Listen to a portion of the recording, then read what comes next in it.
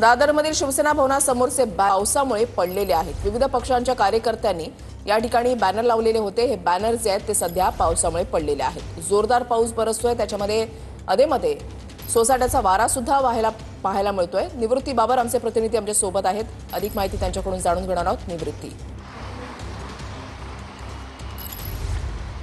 नक्कीच वृषाली, कालपासून आपण पाहतोय की मुंबईमध्ये मुसळधार पाऊस पडतोय आणि त्याचाच फटका दादर येथील शिवसेना भवन परिसरामध्ये झाल्याचा पाहायला मिळतोय।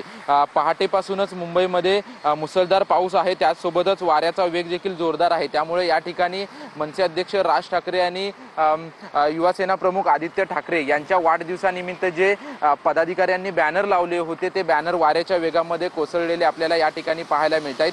काल दिवसभर आपण जर पाहिलं तर मुंबईमध्ये रिमझिम पाऊस असलेला पाहायला मिळत होता, परंतु रात्री 2 वाजल्यापासून मुंबईमध्ये मुसळधार पाऊस पडत होता आणि त्यावेळेस वाऱ्याचा वेग असल्यामुळे या ठिकाणी जे पदाधिकाऱ्यांनी आणि पक्षांनी जे बॅनर लावले होते ते बॅनर कोलमडून पडल्याचं चित्र आपल्याला शिवसेना भवन परिसरामध्ये पाहायला मिळतंय। आज दिवसभर मुंबईमध्ये मुसळधार पाऊस राहील असा अंदाज हवामान विभागाच्या वतीनं वर्तवण्यात आलेला आहे।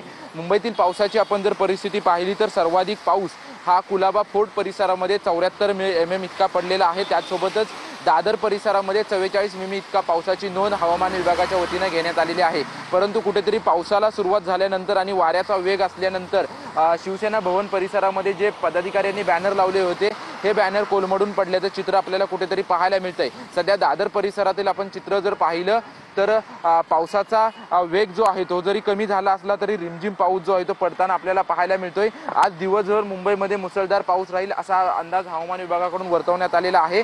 त्याचसोबतच मंत्रालयातील आपत्ती व्यवस्थापन कक्षातून देखील प्रत्येक नागरिकांना संदेश पाठवण्यात आलेले आहे की येत्या 2 ते 3 तासात वाऱ्याच्या वेगासह मुसळधार पाऊस पडण्याचा अंदाज जो आहे तो हवामान विभागाकडून त्याचसोबतच आपत्ती व्यवस्थापनाकडून देखील वर्तवण्यात आलेला आहे। नक्कीच।